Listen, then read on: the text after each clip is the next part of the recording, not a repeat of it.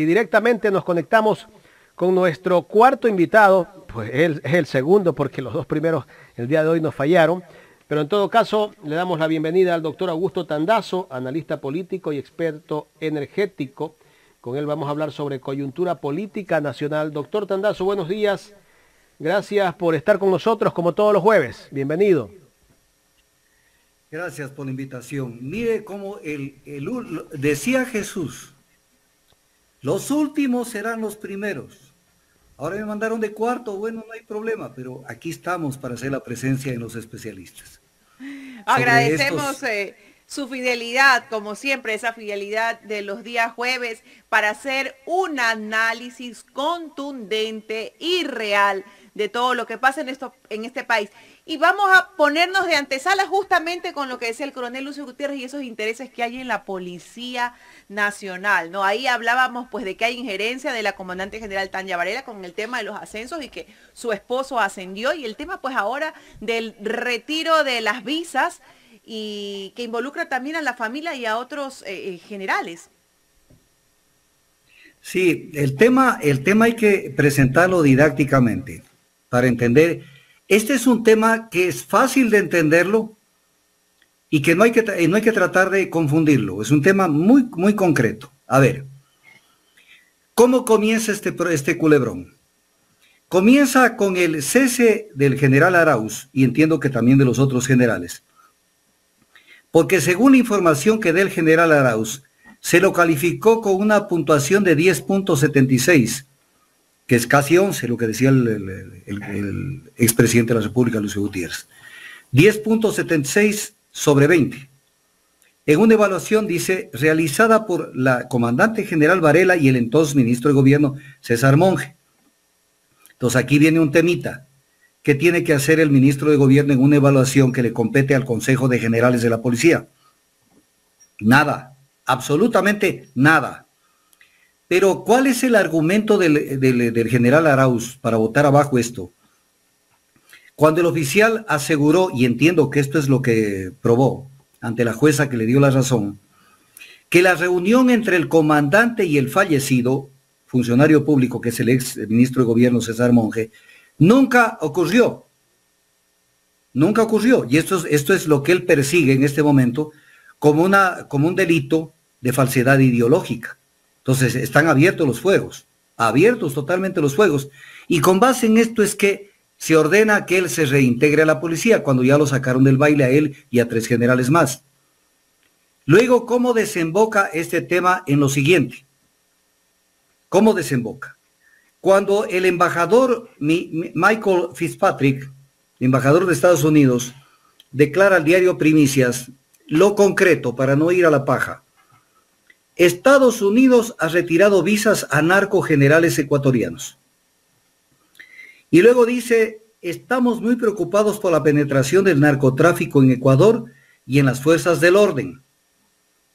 Y otra cosa que dice, esto es la más importante de todo, esta semana, o sea, la semana que acaba de pasar, que está pasando, esta semana no es hace un año, no es en el anterior gobierno, no es hace algunos meses, no. Esta semana, dice el embajador, está el caso de los narcogenerales.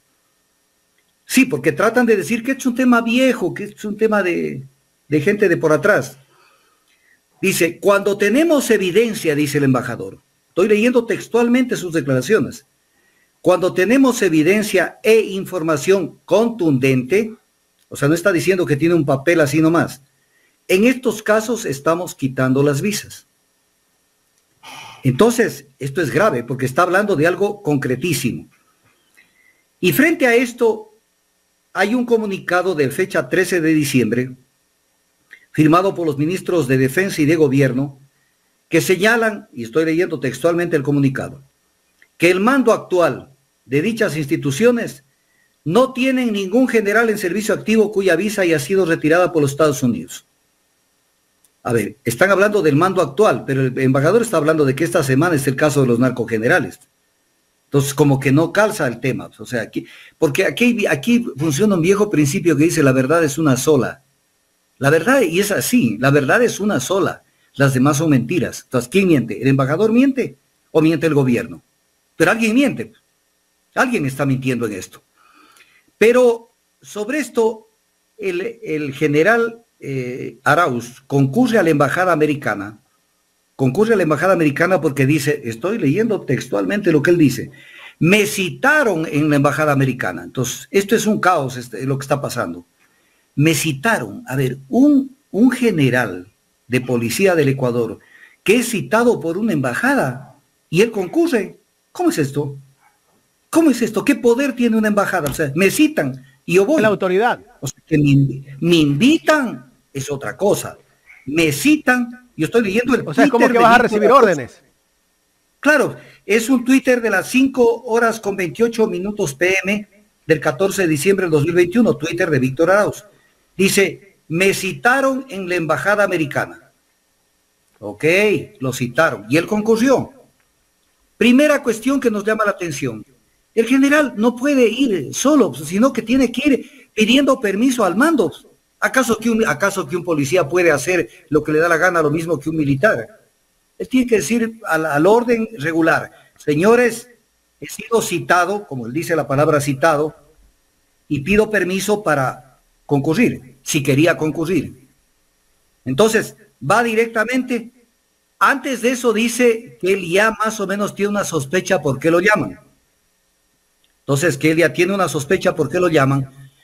Llega y luego viene la rueda de prensa con su abogado, el doctor Chimbo, en donde el doctor Chimbo dice que le supieron decir dos cosas en la embajada americana. La una, que les retiran la visa, pero que esta puede ser revocada. O sea, la decisión puede ser revocada. O sea, que no estén firme. Entonces, viene el tema. Queda nuevamente en entredicho el embajador ahora. Porque si el embajador dice que tiene pruebas contundentes, ¿cómo es que le dice este señor de la embajada que la visa puede ser revocada? Si ya tienen pruebas contundentes, ya. O sea, no le pueden revocar la visa. No le pueden volver a entregar la visa. Entonces, es la una cosa que dice. Y la siguiente dice que le supieron informar que la embajada tomó esta decisión en base a la información que le suministró la Policía Nacional del Ecuador. Entonces, esto es ultra, súper grave. Ultra, súper grave. ¿Por qué razón? Porque si la Policía Nacional, partiendo del hecho de que está diciendo la verdad el doctor Chimbo, y lo mismo el general Arauz, partiendo de ese supuesto, si es así, y si la policía tenía información en contra del general Arauz, la policía tenía que, con esa información, enviar el caso a la Fiscalía General del Estado para que se persiga el involucramiento, en este caso del general Arauz, en temas de narcotráfico. Entonces, el tema es sumamente grave. Justo lo que comentábamos con Carla, que era el procedimiento que tenía que haberse realizado. Primero ir a la fiscalía, no ir a la embajada, porque la embajada es un país extranjero. Claro, pero además, ahí se ve una maniobra política que posiblemente existió. Porque en vez de ir al grano y decir, esto es un caso grave, voy a la fiscalía, golpean la puerta de la embajada para que la embajada les haga el trabajo de deshacerse del general Arauz. Entonces, claro, le botan estiércol en los medios y todo el mundo dice tiene que irse el general Arauz a la casa. Pero, ¿qué tipo de investigación es la que ha hecho la embajada americana? Doctor, pero además, doctor, y no solamente eso, queremos saber cuáles son las pruebas contundentes. Claro, pero mire lo que acaba de declarar el día de ayer la ministra de Gobierno, que dicho sea de paso, la ministra de Gobierno se le perdieron los papeles. Está más perdida que pingüino en Bolivia en este caso. Y lo voy a explicar. Declara ayer, y esto está publicado en el diario El Comercio, para que no se diga que yo estoy estoy inventando nada. Y es más, en el diario El Comercio está entre comillas. Eso quiere decir que eso es transcrito de lo que ella declaró. Dice, con el fin de iniciar las investigaciones pertinentes, dice la ministra Vela, tanto en el ámbito administrativo disciplinario como en el ámbito judicial, solicito a usted, o sea, al embajador, se nos entregue la información sobre los generales a los cuales se han retirado visas y a los cuales usted ha hecho referencia. Entonces, primera cosa, o sea, si le creemos al doctor Chimbo y al general Arauz, o sea, ¿qué está diciendo la ministra de Gobierno? Señor embajador, deme la información que le dio la Policía Nacional. O sea, es lo que le está diciendo. O sea, cuando tiene que decir a la que está al lado, oiga, ¿qué le mandaron a la embajada?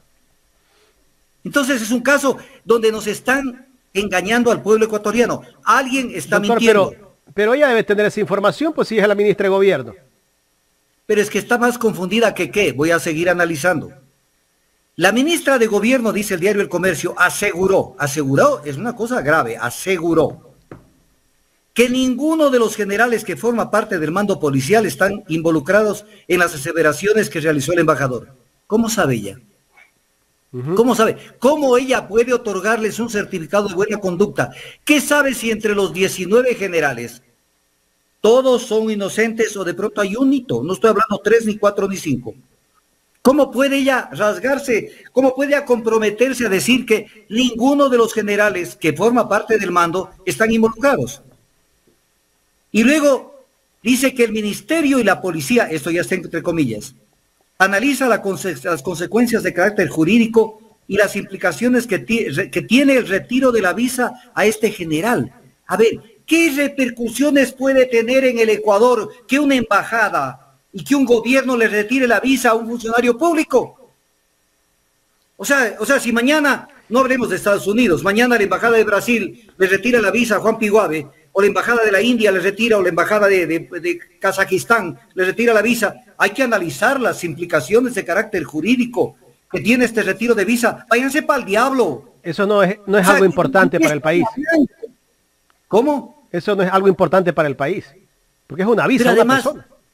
Pero además son ordenamientos jurídicos diferentes. ¿Acaso que nosotros... Ahora, si la embajada da información, no el por qué retiró la visa, porque dice, repito, el ministerio y la policía analizan las consecuencias, despacito, consecuencias de carácter jurídico y las implicaciones que tiene el retiro de la visa a este general. ¿Cuáles son las consecuencias de carácter jurídico y las implicaciones que tiene? Que no puede ir a Estados Unidos, punto. Pero no son consecuencias de carácter jurídico, sino consecuencias de carácter fáctico. No puede tomar un avión porque el momento que vaya al aeropuerto le dicen, señor, su visa está negada. Se acabó. ¿Cuáles son las consecuencias de carácter jurídico? Ninguna, pues. Entonces, ¿por qué le toman del pelo al Ecuador? Y luego dijo sobre esto, porque el tema se está poniendo cada vez más pesado. La ministra dijo que acudió, y ahí están las fotos, a la Contraloría, a visitarlo al director nacional de Auditoría de Salud, porque es el contralor que tenemos, no es contralor, acompañada de la comandante general Tania Varela y obviamente de los 19 generales, para que se investigue las declaraciones de bienes y patrimonio de ellos y sus familias. Y entonces luego dice que todos los ecuatorianos tengan la absoluta seguridad de que sus mandos policiales han cumplido con ética y con respeto a los valores de la institución en su trabajo y a lo largo de su vida profesional. A ver. Que por un informe de la Contraloría ya se va a conocer que estos generales no tienen ningún tipo de mancha. ¿Por qué razón lo digo? Porque la Contraloría va a hacer exactamente lo que hizo con el presidente Lazo. Va a revisar las cuentas bancarias, cuánto tienen en el Banco de Guayaquil, en el Banco Pichinche, en el banco, el que sea, las cuentas, cuánta de la casa que adquirieron, el carro que adquirieron, y conocen si tienen eventualmente, yo no estoy aseverando nada, conocen si eventualmente uno de ellos, por ejemplo, uno, no estoy diciendo los 19, de pronto tienen una cuenta en el exterior como las que tenía Lazo, porque ellos miraron propiedad directa, y si tienen propiedad indirecta. Y la ministra, mientras tanto, ya se comprometió y les otorgó un certificado de buena conducta a Raimundo y todo el mundo. Primero, la ministra se equivocó, porque la ministra tenía que entender que aquí hay dos bandos, el uno mayoritario y el otro minoritario, el uno de 19 generales y el otro de 4 generales. Y que en este tema, de lo que se trata es de encontrar la verdad. Entonces, ¿qué debió haber hecho la ministra de Gobierno? Vamos a un ejemplo, yo era el ministro de Gobierno. Concurso al Contralor solo. pero no al lado de la comandante general y de los otros, porque yo no sé si allí hay algo reprochable, que después me puede regresar como un boomerang contra mí. Voy y digo, señor, investígueme esto, sin que eso quiera decir que ahí esté toda la información. Porque en una declaración patrimonial pueden haber muchas vulnerabilidades. El Ecuador es testigo de lo que pasó con los bienes de Pandora Papers, en donde la Contraloría solamente vio propiedades directas, no las propiedades indirectas. Y si mañana un general de estos tiene alguna propiedad a nombre de un hijo, de un sobrino, de alguna persona, a él sí le van a investigar a la familia, pero a Lazo no le investigaron. Entonces, pongámonos claros en el Ecuador, pero hay otras contradicciones. Dijo el embajador que el gobierno, en 2020, y esto por Dios que pongan mucha atención a lo que estoy leyendo, que en el 2020 el gobierno estadounidense retiró 300 visas a ecuatorianos vinculados a casos de corrupción. ¿De quién conocemos esto que se han retirado? O que han tenido problemas con los Estados Unidos. El caso Las Torres, anteriormente, en muchos años anteriores, el caso de Brecht, pero 300 visas. Entonces ya el tema es mucho más grave. Entonces, ¿qué información tiene la embajada sobre corrupción en el Ecuador? ¿Qué información tiene? Y luego dice, agregó el embajador que en este año 2021, comillas, han sido cientos de casos de retiros de visas. O sea, en el 2021, cientos de casos. O sea, por lo menos pasan de 100. Si son cientos, pueden ser 200, 300, 400, pero por lo menos pasan de 100. Porque dice, han sido cientos de casos de retiro de visas, incluidas familiares, y que están comprometidas con esto. ¿Con qué están comprometidas? Con el tema de corrupción. Entonces ahí está el tema del ISPOL, ahí está el tema de Las Torres, ahí está el caso de Alex Saab, está todo esto. Entonces, ¿qué es lo que está pasando en el Ecuador? ¿Qué es lo que está pasando en el Ecuador? ¿De dónde tiene información la embajada americana para proceder de esa manera? Porque estamos en una situación de vulnerabilidad. Mañana alguien de una dirección de inteligencia o de alguna cosa se le ocurre, primero, no informar a sus superiores, sino directo enviar su información a la embajada americana y la embajada dice, es corrupto, le quito la visa. ¿Ese es el procedimiento? ¿Ese es el procedimiento? ¿O están armando infundios con esto? ¿O están armando lo correcto? Pero si están en lo correcto, vayan directo a los tribunales, vayan directo a la Fiscalía General del Estado. Entonces, ¿cómo es que el abogado de Arauz dice que en la embajada le dijeron que ellos han procedido en base a información que les dio la Policía Nacional? Eso es terrible. Si estaríamos viviendo en Suecia, en Suiza, en Finlandia, en Francia, en Alemania, se cae en menos de 24 horas la cúpula de la policía y la ministra de gobierno, por no decir más gente. En menos de 24 horas. Así, plum, se acabó. Y acá no, más bien siguen dando declaraciones y más bien junto al otro grupo.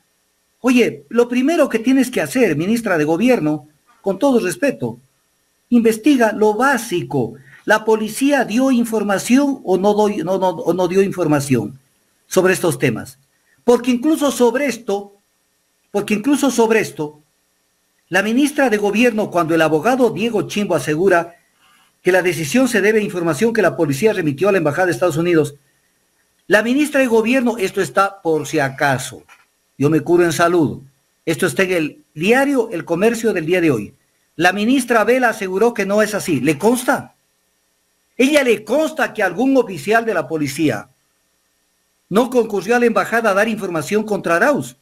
O sea, que la ministra Vela es como Dios, está en todas partes. O sea, ¿cómo puede ser que tengamos una ministra que se le va, o sea, no entiende de que ella, a ver, yo en lo personal, no en lo institucional ni en la política, yo tengo un buen concepto de la ministra Alexandra Vela porque la conocí hace 40 años más o menos. Pero uno dice, ¿cómo puede desbarrar de esta manera? O sea, un ser humano responde por sí mismo, punto. Yo no puedo decir si Juan Piguave, que está al lado mío, esa noche que me dijo, chao, me voy a la casa, realmente se fue a la casa, por ejemplo, y de pronto fue a hacer una trastada en otra parte. Y de pronto la ministra Vela, ya ella afirma que no es así, que no se le ha dado información a la embajada. Pero y el personal de la embajada que le dice al abogado de Arauz, que la policía es la que entregó la información. Entonces, ¿quién está metido en este berenjenal? ¿Quién está metido en este berenjenal? Si usted me dice, hay dos personas que están en una situación grave, en este orden, 2, 3 y más. La primera, el embajador, porque él está en una situación difícil, que le podría hasta costar el cargo. Le podría hasta costar el cargo, porque él tiene que responder por lo que dijo. Él tiene que responder por lo que dijo. Pero si el embajador sale a decir que le dio la información a la policía, es terrible. Tienen que volar no sé cuántos estamentos dentro de la policía, porque no podemos tener una institución policial que informe a una embajada de un país que no es el Ecuador. Es terrible. Y en segundo lugar, la que está en entredicho por las meteduras de andar, no por corrupción, sino por las meteduras de andar administrativas. Doctor, pero eso no va a pasar. Al menos no va a pasar en este momento. Usted y yo lo sabemos por qué no va a pasar. Así sea que la policía le haya dado la información, no va a pasar nada. Sí, pero por ejemplo, o sea, aquí tenemos, ¿por qué estamos hablando de este tema? Porque necesitamos que el pueblo, sus estamentos, en este caso los asambleístas y más de una persona, se interesen en este tema, pero se interesen con conocimiento y razonando lo que estamos razonando. Porque, por ejemplo, la asamblea ya ha pedido información, pero espero que pidan la correcta, que no sea solamente para yo te pongo en la cuerda floja para después ayudarte y decir que no hay nada a cambio de puntos suspensivos. Porque, por ejemplo, yo fuera asambleísta, le llamo a la ministra de Gobierno y no quedan ni las plumas. Y lo llamo a Chimbo también a que declare, y lo llamo al general Arauz a que declare. ¿Y? Porque esto, alguien miente, pero miente en un tema de mucha importancia para el país, en donde hay que cortar de un tajo, procedimientos que posiblemente no han sido los adecuados. Esto es gravísimo. O sea, porque partamos de un supuesto, de que Arauz no tiene nada que ver en estos temas. Pues es una jugada sucia, porque van a través de la embajada, porque no tienen la fortaleza para ir a través de la fiscalía. Y dice, ayúdame para reventarlo a este general. Y la embajada, sin tener información de sustento, no como dicen que tienen información contundente, se le van encima del general. Entonces, esto tiene que aclararse y los medios tenemos que pugnar para que la asamblea, ojalá en esto hagan algo, pero aclaren el tema, cómo es que concurren a entregar información a una embajada. Pero en todo caso hay que presionar a la embajada también. A la embajada hay que presionar para que dé la información, porque no puede salir un embajador a decir, hemos retirado 300 visas en el 2020 y hemos retirado cientos de visas en el 2021 por causa de corrupción. O sea, ¿qué hace aquí la embajada? O sea, nos suelta el petardo y después esconde la mano. Yo ya no puedo dar nombres. O sea, entonces, ¿para qué hablas? Porque estén entredicho muchas cosas acá. Y claro que a veces sí hay información que ellos tienen directamente desde Estados Unidos, porque ellos sí analizan lavado de activos y una cantidad de cosas allá. Por eso es que muchos de los casos que aquí se han judicializado, pero desde luego que no han llegado a coger el toro por los cuernos, ha sido con información que ellos han tenido en Estados Unidos. ¿De dónde nos enteramos nosotros del caso de Brecht? Por la justicia norteamericana. ¿Acaso que aquí nos íbamos a enterar nunca? Si aquí funcionaba el sistema de taparlo todo. Entonces, puede ser que también tengan información, pero el tema está allí. Pero en conclusión sobre este tema, alguien está mintiendo. Y mintiendo en un tema de mucha importancia, de mucha trascendencia, de mucha delicadeza. Pero yo deploro la actitud de la ministra de Gobierno. Creo que se equivocó en los papeles. Ella tenía que guardar neutralidad y no comprometerse. Decir que no ha sido así, que no le entregaron esa información a la embajada. Y si mañana sale el embajador y dice, no, el director de inteligencia de la policía nos llevó esta información, o fulano de tal, ¿qué puede pasar? Y ella dijo que no es así. O sea, es grave el tema. Doctor, bueno, cerrando un poco ese tema y abriendo otro tema que es el incremento de los $25 al salario básico unificado, promesa de campaña del presidente Lazo. Algunos dicen palo porque bogas, palo porque no bogas. Otros manifiestan pues que es una burla. ¿Qué considera usted de esto? Verá, Carlita, voy a ser un poco exagerado en lo que le voy a contestar. El salario lo pueden poner en $600 o en más, que no cambia la situación del ecuatoriano. ¿Por qué razón? Porque usted cuando eleva los precios, el salario básico y otro tipo de cuestiones económicas, como por ejemplo mover precios de los combustibles y así, cuando usted mueve ese tipo de indicadores económicos, usted lo que provoca es que automáticamente se indexen los precios, tanto en los mercados populares cuanto en los mercados tradicionales, en los mercados ya formales, supermercados y etc. Entonces viene la pregunta, subieron $25, ¿será que la gente va a tener una capacidad adquisitiva del 6% adicional a partir de esta elevación? No, no. ¿Por qué? No porque la medida no sea buena, sino porque la medida es incompleta. En un país donde no hay control de precios, y no hay control de calidad, pero fundamentalmente control de precios, en un país como esos, eso se diluye en 24 horas. Podemos ponerle a ganar lo que quiera, que eso automáticamente lo absorbe el sector económico y sube los precios de todo. Si tenemos un médico que está cobrando $60 la consulta y tiene 2 personas que trabajan por él y le han subido, él va a subir a $70 la consulta y va a ganar más que lo que está pagando $400 por un salario básico unificado. Entonces, ¿dónde está el quid? Control de precios, que no hay en el Ecuador del gobierno de Rodrigo Borja Ceballos. No hay. O sea, es un país salvaje. Aquí se hace lo que les da la gana. Uno amanece con cualquier precio en cualquier centro de expendio de lo que sea. No hay control de precios. Entonces, esto se dispara nuevamente. Entonces, ¿pero qué es lo que dicen? Es que se necesita más dinero para mover la economía. Claro, más dinero para venderte lo mismo, pero a mayor precio. Pero esto no resuelve el problema. Claro que los trabajadores, ellos van a decir que sí es importante, pero el trabajador va a saber que en el corto plazo no le sirven para un comino los $25. No le sirven.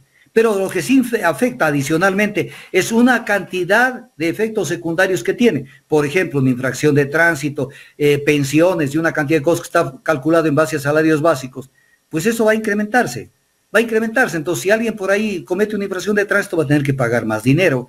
Pero esto no resuelve los problemas de la economía. Esto no resuelve.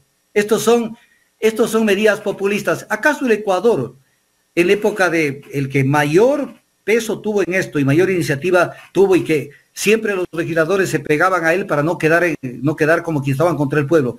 El que recomendó el 13º sueldo, 14º sueldo, 15º sueldo, 16º sueldo, todo tipo de bonificación será Carlos Julio Arosemena. ¿Cambió la situación económica de los trabajadores? No, porque eso lo absorbía la economía. Entonces, mientras no haya una economía controlada, regulada, pese a que tenemos superintendencia de control de poder del mercado, que no sirve para maldita sea, eso no sirve para nada. Pero obviamente, mucha gente que me está escuchando va a decir, doctor Tandazo, pues usted está en contra de que los trabajadores mejoren. No van a mejorar. O sea, no nos hagamos la puñeta. Hagamos un mea culpa y démonos cuenta que si no hay control de precios, voy a ponerle un ejemplo sencillo. Solo con los combustibles, yo que sé hacer las compras, me daban 4 plátanos por $1, no bananos, sino plátanos. 4. A partir de los combustibles me dan 3 plátanos por $1. Ya, se acabó. 3 plátanos en 4 es el 25% o un poco más. Se acabó. Ellos les puede afectar en un 3, 4, 5% los combustibles que les suben los artículos de primera necesidad en un 20, 30%. Ahora con el salario básico tirarán para arriba. Y se acabó. Entonces, tomaduras del pelo. Doctor, justamente ayer entrevistábamos aquí al director ejecutivo de la Cámara de Comercio de Guayaquil, el doctor Juan Carlos Díaz Granados. Y ellos están en contra de esa alza salarial. Y yo le decía, pero esta es una propuesta de campaña del presidente Guillermo Lasso, que iba a subir a $500 el salario básico en los 4 años de una manera progresiva. ¿Por qué no protestaron cuando él hizo esa propuesta en su plan de gobierno? ¿Por qué ahora? Porque en este momento ya lo subió. No, es que era candidato, me decía él, pero si era candidato, cualquier candidato, el candidato que lo considere en último puede llegar a ganar una elección, le digo. Ahora no saben qué hacer. O sea, siempre se le toma del pelo al Ecuador. Mire, vivimos una economía dolarizada, no nos olvidemos. Pero vamos a poner un ejemplo que no estamos dolarizados.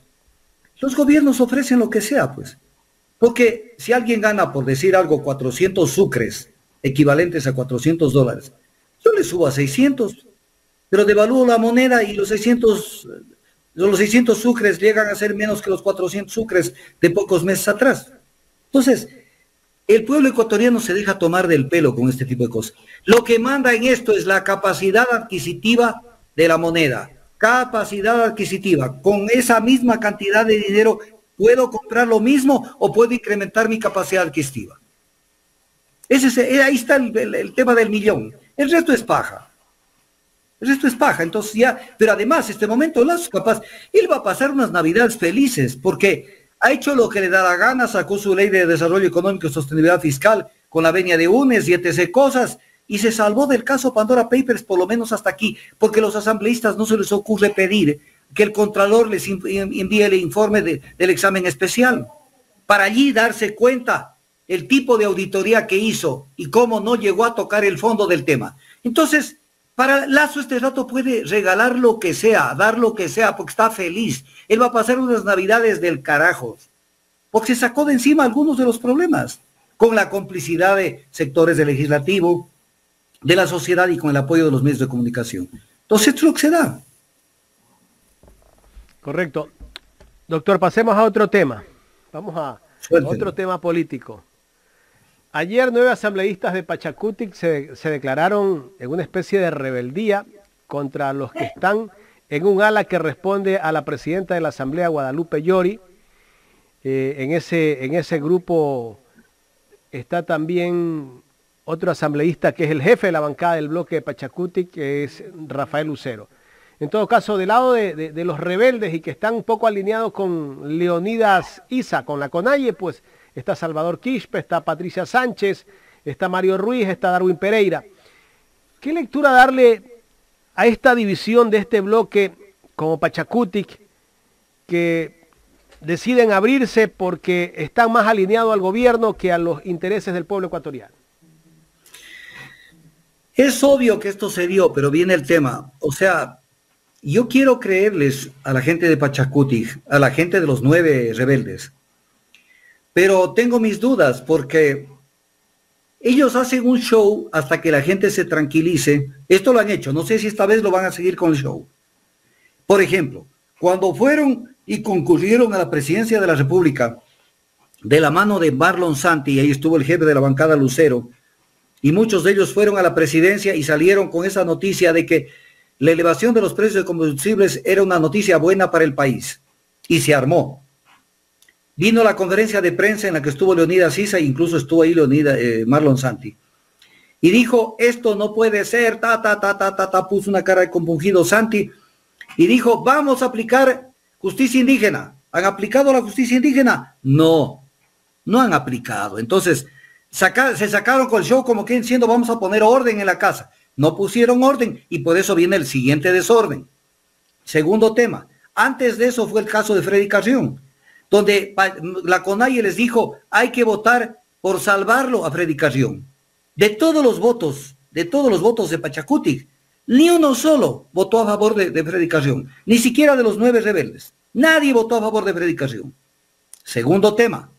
Tercer tema, cuando vino la Ley de Desarrollo Económico y Sostenibilidad Fiscal el Viernes Negro, que se la aprobó, vino la moción de Cabascango, que era de Pachacutic, que era del movimiento Pachacutic, de la misma bancada de ellos, y hubieron 4 votos en contra, entre los que estaba el voto en contra de Guadalupe Llori, voto en contra de la propuesta de Cabascango, de una persona de su propio movimiento, y 10 personas se abstuvieron.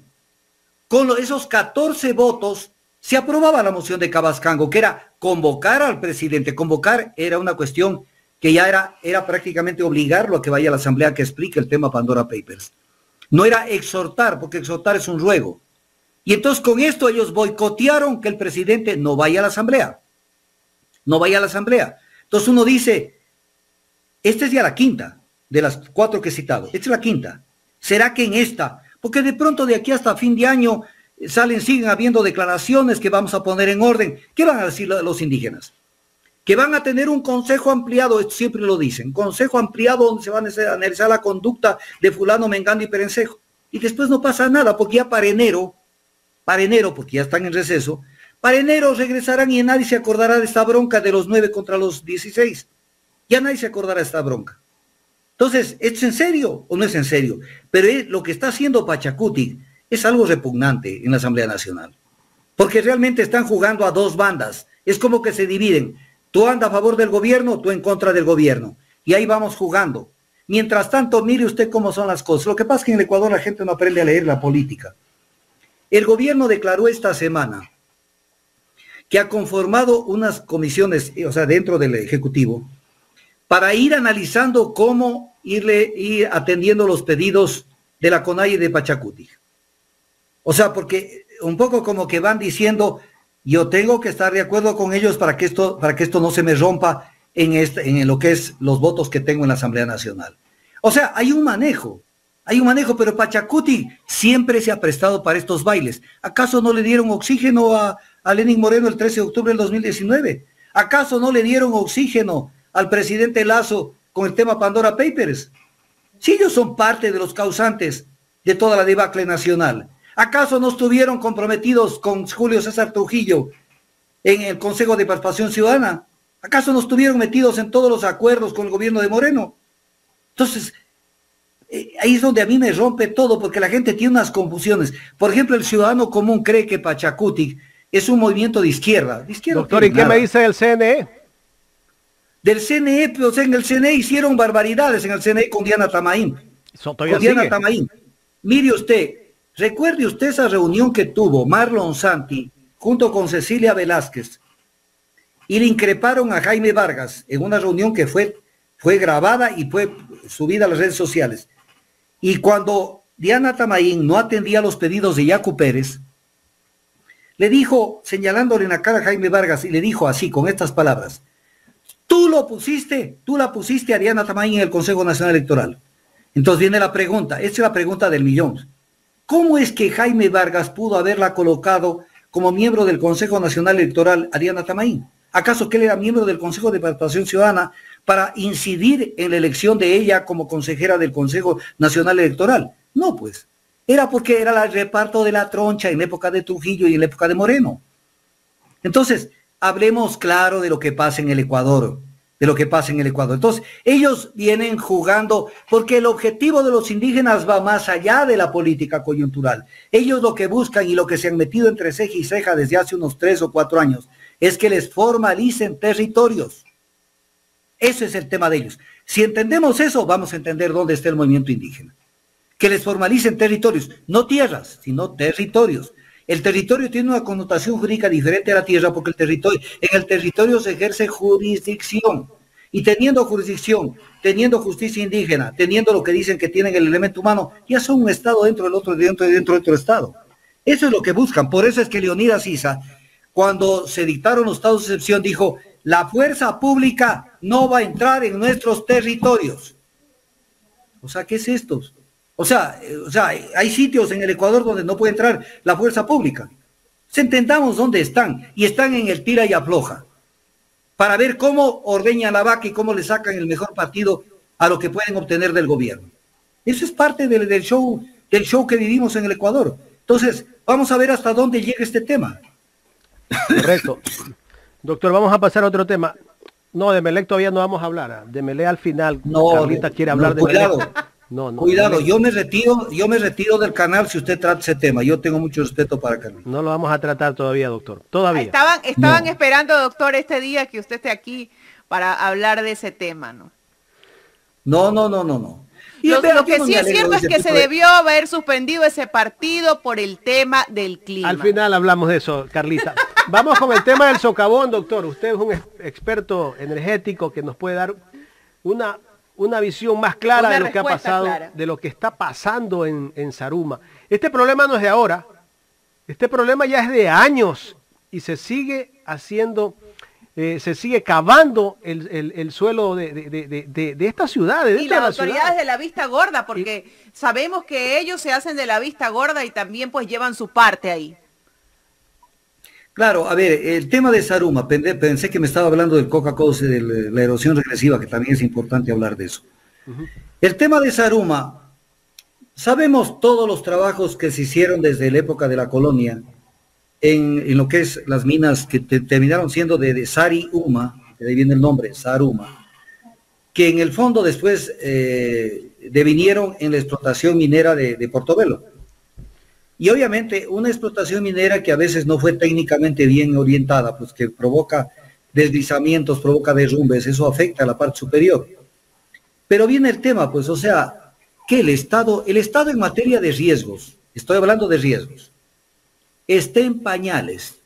O sea, cada vez que nos toca alguna cosa, estamos en cero, no sabemos ni cómo actuar, y además, en cero y más pelados que una pepa de guava. O sea, no tenemos dinero, entonces nos cae el terremoto de Manabí, nos cae y lo que sea. los 8.000 millones de dólares que está en la Reserva Monetaria Internacional. Sí, pero está allá. Pero viene el tema. Cae este tipo de problemas. ¿Qué es lo que tiene que hacer el Ecuador en épocas normales? No esperar un socavón. Es hacer un relevamiento de información con sísmica. ¿Cómo se hace? A ver, el ser humano no puede saber qué hay debajo de la tierra, porque no puedes meterse debajo de la tierra para con los ojos observar y decir, miren, aquí hay estas cavernas, hay este problema. Pero en eso se puede hacer, se puede relevar información con sísmica o con sensores remotos, para un poco darse cuenta dónde están los problemas, dónde hay que hacer reforzamientos, dónde hay temas... Pero, doctor, ¿y las inspecciones que tiene que hacer la municipalidad para ver el tema de los asentamientos? Es que las municipalidades no son preventivas. Vea usted, pero ellos tienen direcciones de riesgo.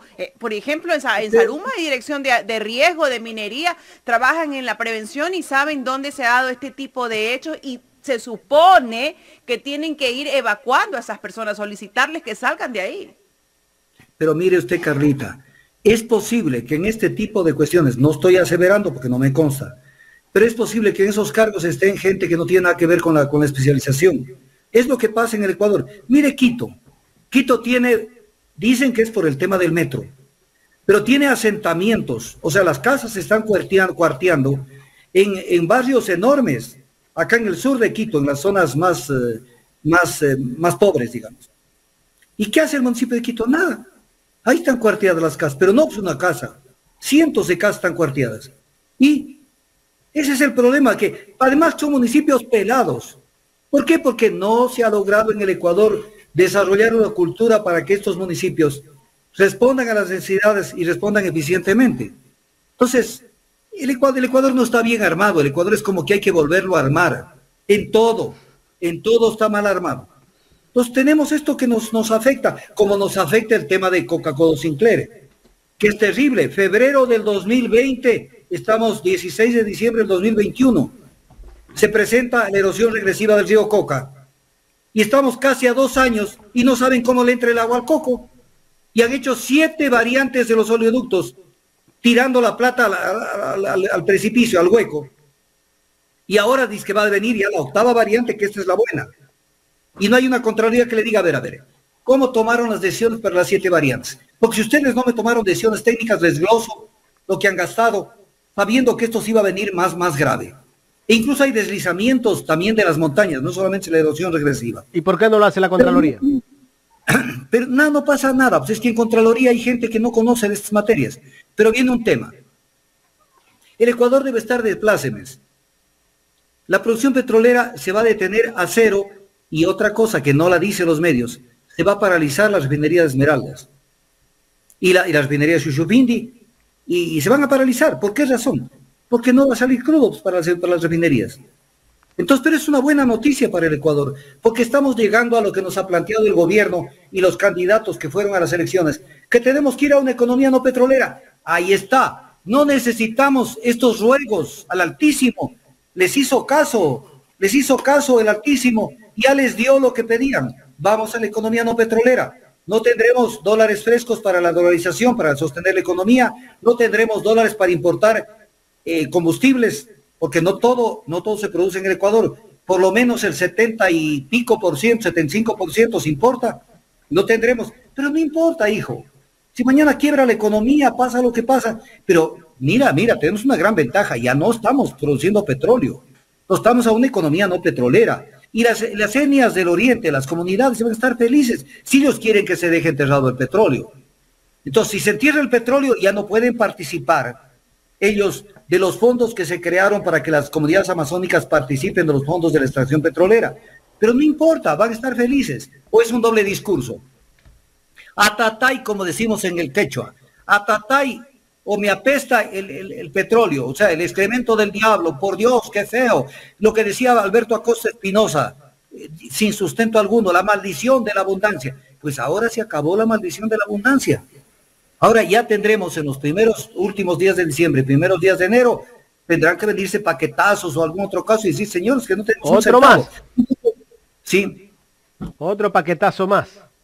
Claro, si no tienen dinero ni siquiera para los medicamentos de la seguridad, de los medicamentos de los hospitales públicos. No tienen. Doctor, pero sí hay plata para pagar al Fondo Monetario Internacional.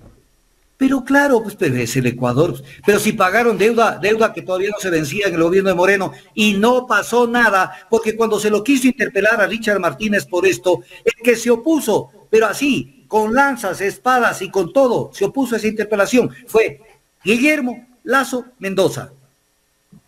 Él dijo que no están para ese tipo de cosas. Ya. Y ahora está trabajando en el BID, ganando $35,000 mensuales. Claro, pero premiado. por eso es que hay una frase que es importante recordársela al Ecuador, que es importante. Cuando el pueblo elige a dos corruptos, el pueblo no es víctima, es cómplice. Entonces aguántensela. Entonces tenemos esto y tenemos otro tipo de problemas, porque no es lo único. Mire, por ejemplo, esta tomadura del pelo, que es una tomadura del pelo vergonzante. La fijación de tasas de interés bancario para los próximos 6 meses, donde prácticamente hace una reducción que será del 3% de las tasas de interés. Por ejemplo, microcrédito minorista baja de 28.50 de tasa de interés a 28.23. Pregunta, ¿en qué país del mundo, subdesarrollado o desarrollado, se cobran una tasa de interés bancaria del 28.23%? En ninguna parte del mundo. Esto es latrocinio con mayúsculas. Y peor en una economía dolarizada, doctor. Economía dolarizada. Y mire usted, para que el ciudadano común que me esté escuchando tenga una idea de lo que estamos hablando. El crédito productivo empresarial, o sea, al de las grandes empresas, están fijadas las tasas de interés que les cobren 9.89%, mientras al microcrédito minorista 28.23%, 3 veces más a la persona que quiere entrar al emprendimiento. Entonces, es el Ecuador. Que me digan que hay una diferencia de 2 puntos, de 3 puntos, de 1 punto, pero no 3 veces. 28.23 dividan para 3 y se van a dar cuenta que es la cifra más o menos del crédito productivo empresarial. Entonces esto le toman del pelo al Ecuador, pero hay otro tema, porque aquí en el Ecuador estamos en la madre, por no decir la palabra que diferente. Pero el pueblo está allí, los asambleístas, bien gracias, y nadie hace absolutamente nada por lo que pasa en el Ecuador. Mire esto, en orden. El presidente mandó la proforma del 2022. La proforma presupuestaria del 2022 fue devuelta porque no cumplía con los parámetros constitucionales y no aclaraba determinados conceptos que estaban en el aire, por ejemplo, monetización de activos. Sí, pero dígame de dónde va a salir, qué es lo que usted va a privatizar, deme información, le devuelvo. El presidente le vuelve a mandar la proforma con cambios parches, pero en lo sustancial, lo mismo de lo mismo, tomándole del pelo a la asamblea. La asamblea se reúne y con 96 votos afirmativos, que son más de las 2/3 partes, ratifica las observaciones planteadas al Ejecutivo inicialmente sobre las proformas del 2022, como que le dice, no me tome del pelo, cúmplame lo que le pedí cuando le devolví la proforma anteriormente. ¿Qué le contesta el ministro de Economía, Simón Cueva? Que para el próximo año el presupuesto entrará por el Ministerio de la Ley. O sea, como que dice, vea, o sea, a mí me vale madre. Usted es la Asamblea Nacional. Hago lo que me da la gana. Ya se acostumbraron. Cuasi dictadura. ¿Y qué hace la Asamblea? Se fue de vacaciones a cantar din din don la Navidad y se acabó. Ayer o sea, no tienen vergüenza. No tienen vergüenza. Ayer bailaron en la asamblea. Claro, bueno, bailan todo el año, ¿no? Ayer de pronto movieron el esqueleto, pero bailan todo el año. Porque bueno, dicen una cosa y hacen otra. Pero dentro de todo esto, ya estamos 16 de diciembre. Y tenemos, hasta la fecha, tenemos tres demandas de inconstitucionalidad presentadas contra la ley de sostenibilidad fiscal. 3 demandas. Y esas 3 demandas son presentadas por Conaye Pachacuti, por la Unidad Popular o MPD que se llaman, y por Yacu Pérez. Pero solamente estas demandas llevan 3 meses la fase de admisión y por lo menos pueden durar 3 años la de sustanciación. Salvo que la Corte Constitucional decida hacer lo que hizo con Yunda, saltarse el orden cronológico y ponerle en primer lugar para que se discuta. Eso nunca va a pasar, doctor. No va a pasar, entonces 3 años aguántense con esto que le dijeron los que metieron las de andar en esto. No, es que ya le vamos a votar abajo la ley. Ya estamos 16 de diciembre. Cuando esté por irse Guillermo Lasso, seguramente van a pronunciarse. Claro. Y el pedido de derogatoria de la ley lo presentaron Pachacuti y el correísmo. A ver, Pachacuti pidió esto cuando hubieron votos divididos de Pachacuti. Y luego el correísmo, cuando no aplicaron el dedito para negar la ley. Y sale Marcela Guiñaga, que yo sí pensé que iba a tener una actitud un poco más coherente, más seria. Y le vuelve a decir en los medios esta semana, porque se ha dado la vuelta por varios medios. Y dice que ellos sí negaron la ley. ¿Cómo que negaron la ley? No negaron la ley, no aplastaron el botoncito cuando se votó por la negativa del proyecto de ley.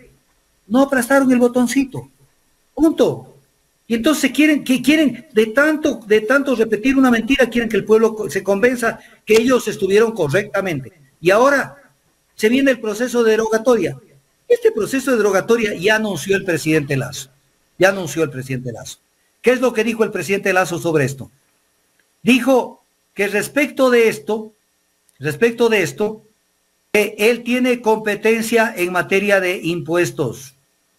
Ya lo dijo. Y esto lo dije yo también. No se hagan ilusiones, porque la Constitución considera que para extinguir, artículo 135 de la Constitución y 301 de la Constitución, le concede al presidente la potestad de crear, modificar o suprimir impuestos a través de proyectos de ley. Y lo mismo dice que solo por iniciativa de la función ejecutiva se podrá establecer, modificar, exonerar o extinguir impuestos. Ya dijo el presidente Lasso. Y dijo, ¿quieren hacer esto? Pero no se olviden que yo tengo la competencia exclusiva. Como quien diciendo, a mí no me van a bajar los impuestos cuando yo ya logré que se impongan los impuestos. Entonces, pero ya nos clavaron la ley.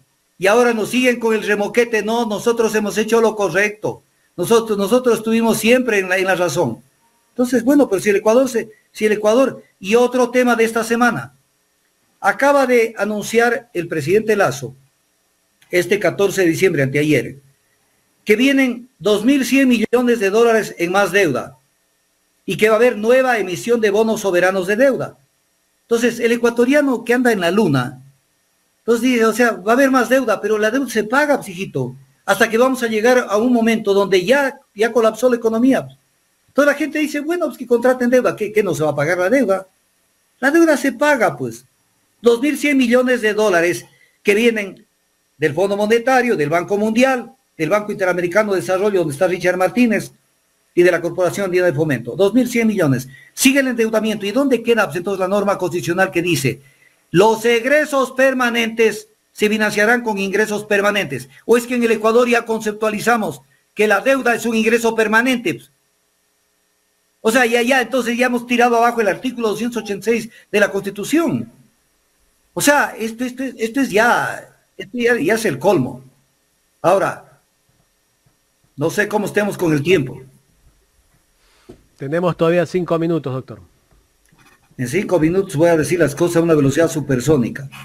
El presidente Lasso se reúne en la Universidad Simón Bolívar para lanzar la iniciativa de crear una Comisión Nacional Anticorrupción manejada a través del Ejecutivo, a la que se integren las demás funciones del Estado.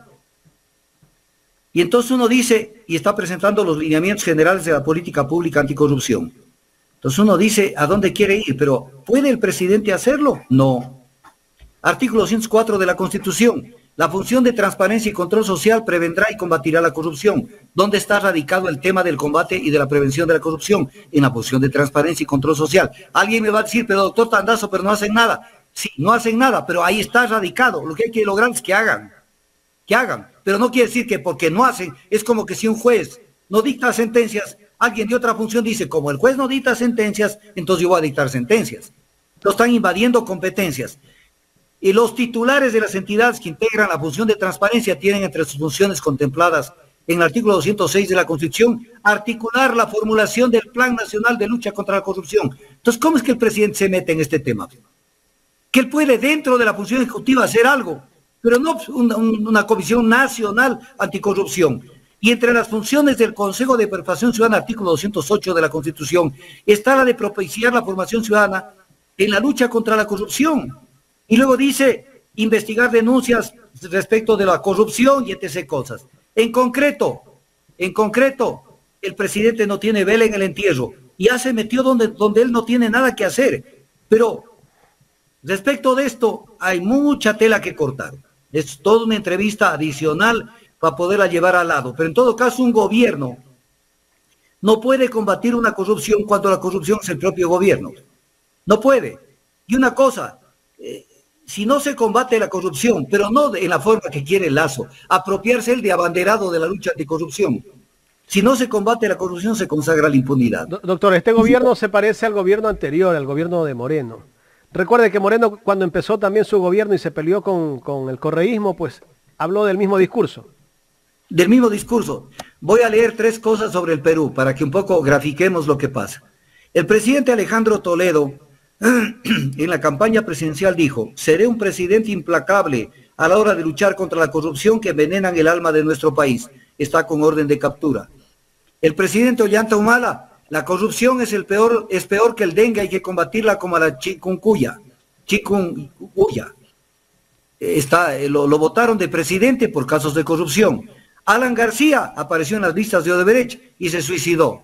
Esos son los presidentes, se lavan la boca y mientras, por eso dice ese viejo axioma. Oiga, le faltó ahí el presidente ecuatoriano, el presidente Moreno. Pero claro, o sea, está vinculado a los INA Paper, pero lamentablemente la justicia ecuatoriana ha puesto todo el tortuguismo a funcionar para que no lo llamen al presidente de la República, expresidente. Y también el gobierno anterior de las manos ardientes y de las mentes limpias, porque era al revés. No era de las manos limpias y las mentes lúcidas, era de las manos ardientes y de las mentes limpias. Pero mire lo que dijo Kissinger, que yo no soy partidario de él ni de su política, pero dijo una cosa que es bueno pensarla. No es cierto que todos los políticos sean corruptos, solo lo son el 90% de ellos. Casi todo. Ya, entonces el que carece presume. Pero la derrota más grave que ha habido contra la corrupción, contra la lucha contra la corrupción, la hizo el presidente Julio César Turbay de Colombia. El presidente Julio César Turbay de Colombia hizo una declaración que deberíamos tenerla en piedra para entender cómo manejan los políticos estos. Dijo: tenemos que reducir la corrupción a sus justas proporciones. O sea, no dijo eliminarla, sino como quien diciendo, oye, no cobren tanto por corrupción. Y sí recuerdan que el presidente Correa hizo esa declaración infeliz porque no fue feliz. Cuando dijo que las coimas no causan perjuicio al Estado, porque eso sale del dinero de las empresas. Pero las empresas tienen que sumar una cantidad en la oferta para poder pagar la coima. Entonces, este es el tema de la corrupción y sobre eso hay que hablar de la Convención Marco de Naciones Unidas sobre el combate a la corrupción. Una convención marco que ve el cristal, lo ve solo del un lado, pero no lo ve desde los otros lados. No ve la corrupción que es el lavado de activos en el exterior, no ve paraísos fiscales, no ve blanqueo de capitales, no ve esa corrupción sutil que camina y que no necesariamente se va a expresar en un delito de colusión, de peculado, de cohecho agravado, de cualquier cosa. Es esa corrupción que como que no... Voy a poner un ejemplo. Cuando el presidente dice, por poner un ejemplo, cuando el presidente dice que, por ejemplo, se va a vender el Banco del Pacífico, eso es corrupción. Es corrupción, porque aparte de todo, es violación de la Constitución. Es violación de la Constitución. ¿Por qué razón es violación de la Constitución? Porque la Constitución en el artículo 299 dice, los recursos públicos se manejarán en la banca pública. Si desaparece el Banco del Pacífico, ¿cuál es el Banco del Estado en materia pública? La CAF y el Ban Ecuador, pero ellos no tienen acceso a cuentas corrientes ni a ese tipo de cosas con el público. Y el 303 de la Constitución dice, la ejecución de la política crediticia y financiera también se ejercerá a través de la banca pública. ¿Y por qué lo desaparecen al Banco del Pacífico? Entonces viene el tema, ¿qué es esto? Corrupción. Y hoy a las 3 de la tarde, tengo una conferencia que voy a dictar vía Zoom con el Reino Unido de la Gran Bretaña, de una institución de mucho prestigio, que me llaman para conversar sobre el tema de la corrupción, pero ya desde el punto de vista conceptual y profundo. Porque la gente cree que corrupción es nada más cuando el tesorero del Cantón Alausí se roba algo. No, la corrupción es mucho más sutil. Voy a poner un ejemplo para que me entiendan, un ejemplo. Cuando el Cuerpo de Ingenieros del Ejército iba a construir el oleoducto Cruz Pesados y presentó una solicitud de autorización para esa, ¿qué es lo que le dijo el gobierno de Gustavo Noboa Bejarano? Le dijo, no tiene personería jurídica el Cuerpo de Ingenieros. Y la sacaron del baile al Cuerpo de Ingenieros. Entonces viene el tema, ¿cómo que no tenía personería jurídica? Si en esos mismos días que le dijeron que no tenía personería jurídica, estaba con contratos, estaba construyendo el paso lateral del río Babahoyo y estaba construyendo plataformas de producción en petroproducción y no tenía personería jurídica solo para no hacer el oleoducto. Eso es corrupción. ¿Qué negocio había ahí? Un edificio. Doctor, ¿y cuál es la desesperación de vender el Banco del Pacífico? Es sencillo en el Banco del Pacífico. Primero sacarse un competidor, porque el Estado a través de la banca puede regular también de diversos sectores de la economía. Entonces ya no tienen el peligro del banco. Peligro, porque en la práctica el banco igual se adaptó a las tasas de interés que le fijó la Junta, que le fijó el Banco Central. Entonces, sacarse de encima un eventual competidor. Pero segundo, hacerse cargo de los activos a precio de gallina robada posiblemente. Como están regresando activos, porque están siendo perseguidos en el extranjero. Por eso dictaron el régimen impositivo para que vuelvan los activos al Ecuador, perjudicándolo al Ecuador, porque los que no pagaron el 5% del impuesto a la salida de divisas ahora pueden pagar el 3.5%, que es menor que el 5%, y traer esto. Entonces va a venir capitales, y de pronto dicen, ¿y dónde metemos la plata, papito Guillermo? Comprémonos el banco. ¿Y sabe qué, papito? Para que no se note, pongamos el nombre de la señora Tobis o del señor Mayuín. Bueno, ya, por ahí pues, dicen que ya está vendido a unos mexicanos. Pero los mexicanos se prestan a todo. Compraron el diario El Comercio acá. O sea, los mexicanos tienen Claro. O sea, y el presidente inició la renegociación del contrato de Claro, primero se reunió con Carlos Slim. O sea, la mujer del César no solo tiene que ser, sino parecer. Pero en este Ecuador se ha perdido hasta la vergüenza. Entonces, el banco les apetece. ¿Cómo puede? Ha habido un remoquete. Siempre dicen esto los editorialistas, y ya saben ustedes cuáles son, comenzando por Walter Spurrier y todos ellos. O sea, ellos siempre se están para que se destroce el aparato estatal. Entonces, es que estas empresas ineficientes, las empresas públicas, el sector público. A ver, pregunta del millón. ¿El Banco del Pacífico es ineficiente? Es el segundo banco del Ecuador y ha tenido reconocimientos internacionales y lo quieren privatizar. Entonces no es la justificación de que es un banco ineficiente. Llama la atención la utilidad que genera el banco. Captarse los cuentacorrentistas. Pero además, ¿cómo van a manejar, por ejemplo, el pago de remuneraciones al sector público? ¿A través de qué banco lo van a hacer? Si ya desaparece el Banco del Pacífico como banca pública, no sé, se repartirán la troncha para repartirse todo ese monto enorme que es todo lo que es pago de remuneraciones. Entonces, intereses. En plena luz del día se disputan a dentelladas los recursos del Estado, lo del patrimonio público. Y esto es lo que pasa en el Ecuador. Y encima, un gobierno que se abandera de la lucha anticorrupción, con unas preguntas prefabricadas que le hicieron en ese sainete que fue en la Universidad Andina Simón Bolívar. Y una universidad que se preste a semejante sainete, por Dios. Yo sí pensé que la Universidad Andina Simón Bolívar, algo se podría rescatar de esa universidad. Prestarse para esto. O sea, es ya caer en el piso. Un sainete barato. Y al lado la coordinadora de residentes de Naciones Unidas, Lina Sadeli, que no entiende que la corrupción es mucho más que eso. Y es más sutil, más invisible. Como puse el ejemplo del Cuerpo de Ingenieros, hay una cantidad de hechos que son mucho más invisibles. que son corrupción, pero de la gorda, de la grande, no de la corrupción chiquita, de esa corrupción grande. Y el mundo está metido en corrupción. Ejemplo, cuando uno analiza, por ejemplo, cómo se manejan los paraísos fiscales, el Reino Unido de la Gran Bretaña tiene los principales paraísos fiscales bajo su tutela, porque están bajo su jurisdicción. Islas Caimán, Islas Vírgenes, Jersey y una cantidad de sitios.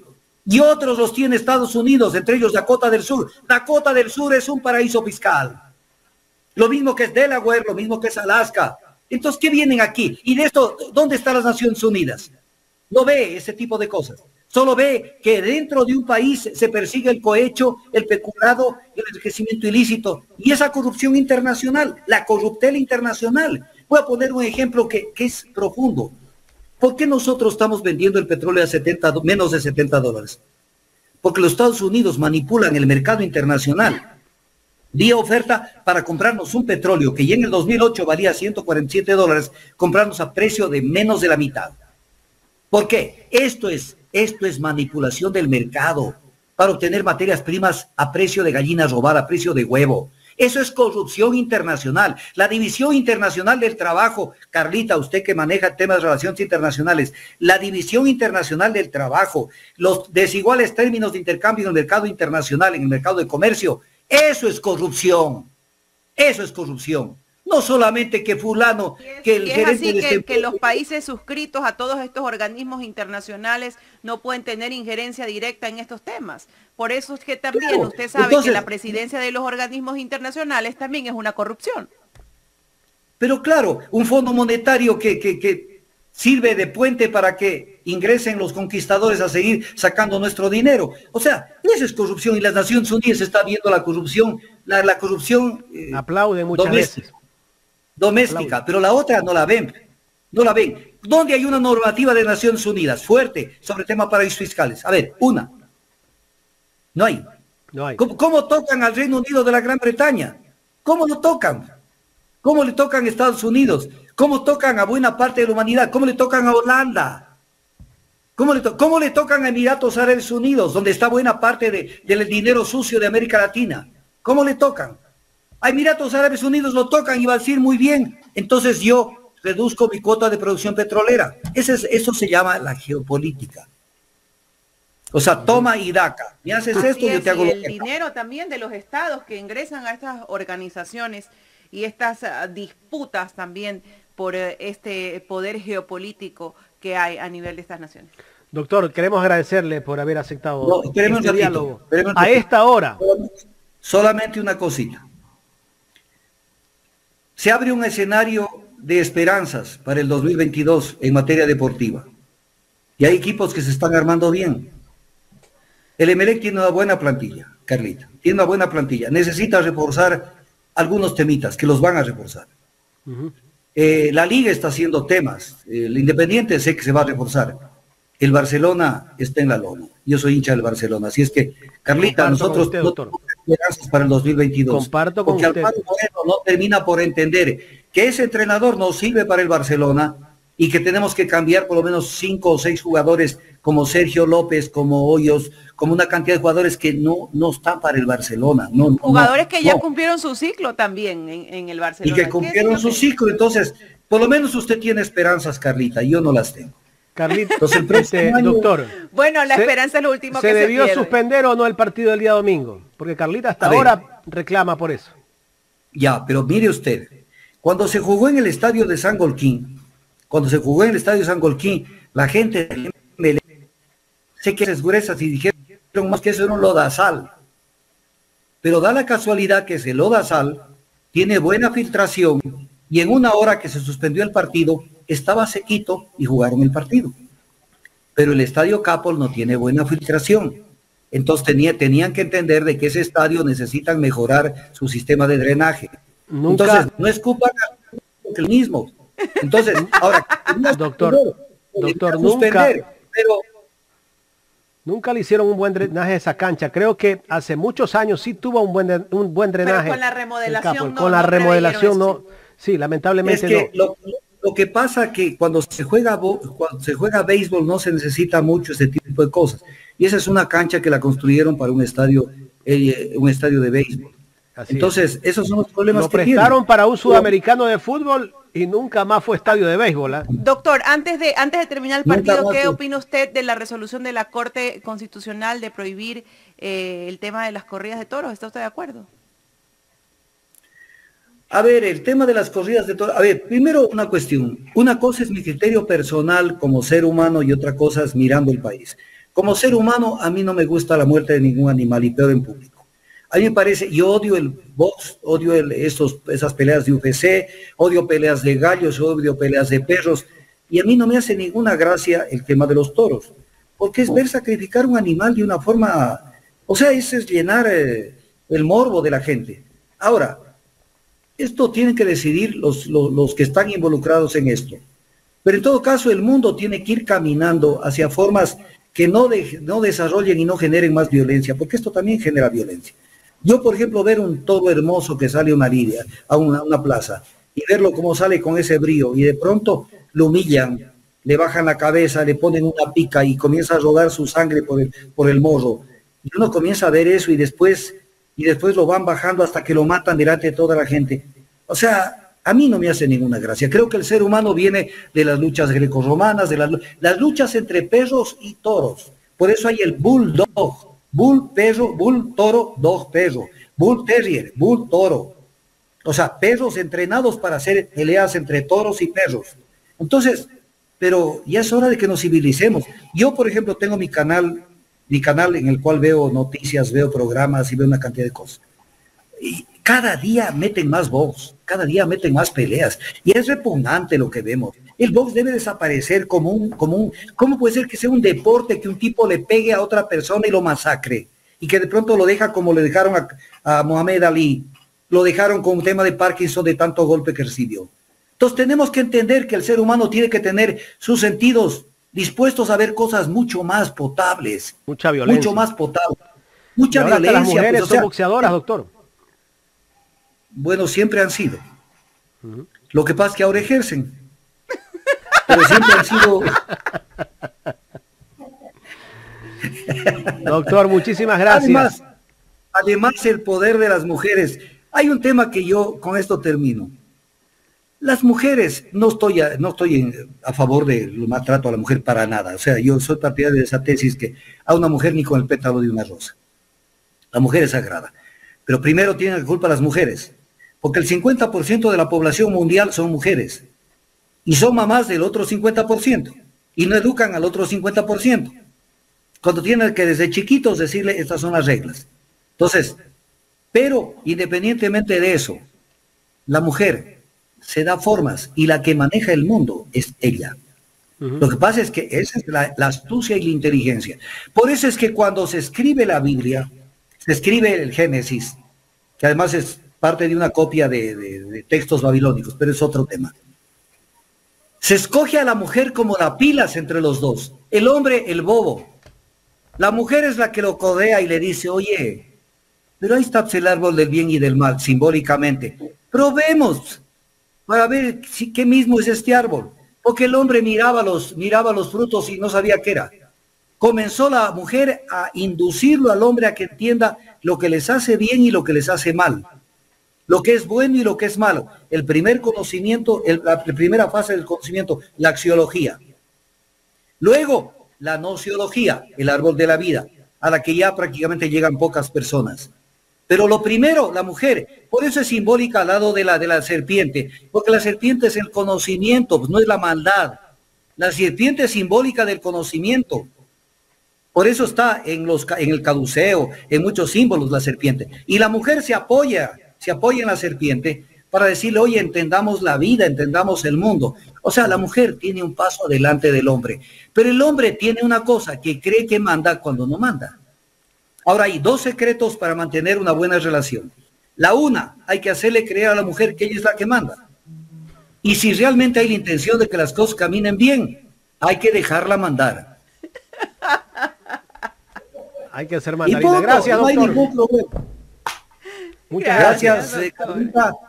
Gracias, Jaime. Nos estamos viendo. Nos vemos el próximo jueves. Muchísimas Cuídense gracias. mucho. Espero con ansia que llegue el otro jueves. Yo el jueves, a mí no me 9:30 sacan el próximo jueves, todo una vez. directo los hospitalistas porque les presento una acción.